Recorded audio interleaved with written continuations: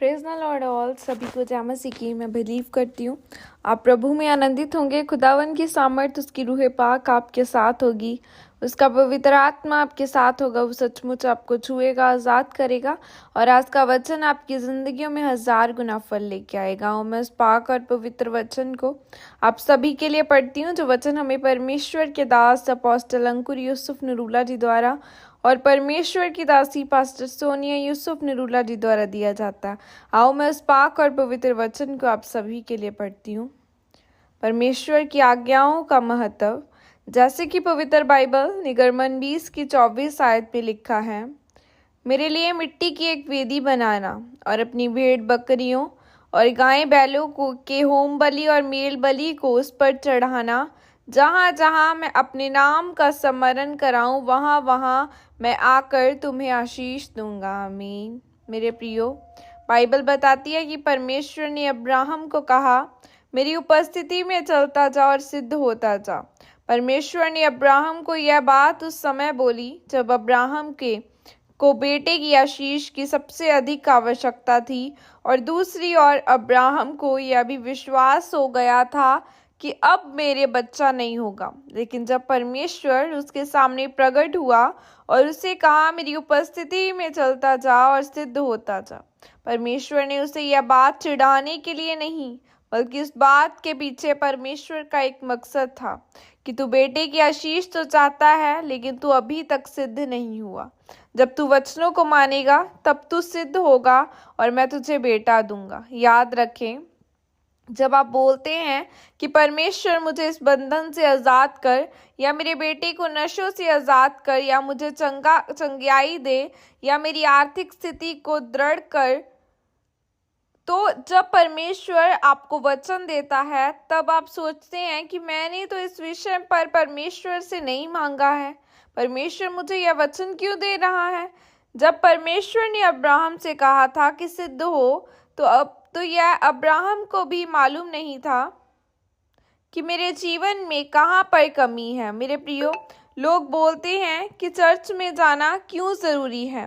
घर बैठकर भी बंदगी हो सकती है, घर बैठकर भी परमेश्वर का नाम लिया जा सकता है, लेकिन परमेश्वर ने कहा मेरे लिए वेदी बनाना, मतलब एक स्थान बनाना और वहाँ पर अपनी भेंटों को चढ़ाना, और जहाँ जहाँ मैं अपने नाम का स्मरण कराऊंगा, वहाँ वहाँ आकर तुझे आशीष दूंगा। नहीं जानते कि आप चर्च में यीशु मसीह को याद करते हो, और यीशु मसीह कहते हैं जहाँ जहाँ पर तुम यीशु नाम का स्मरण करोगे, वहाँ पर मैं आकर तुमको आशीष दूंगा। इसीलिए जो लोग चर्च में जाते हैं वह दूसरे लोगों से अधिक आशीषित होते हैं, और उनकी आत्मिक आंखें खुली होती हैं, और जो वह देख सकते हैं वह दूसरे लोग नहीं देख सकते।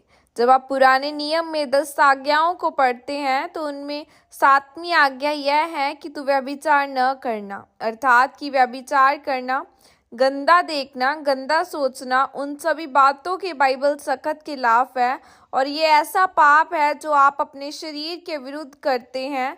जब आप शरीर के विरुद्ध पाप करते हैं तो परमेश्वर आपको दंड देता है। और बाइबल बताती है कि दाऊद के जीवन में व्यभिचार को छोड़ और कोई पाप नहीं देखा गया।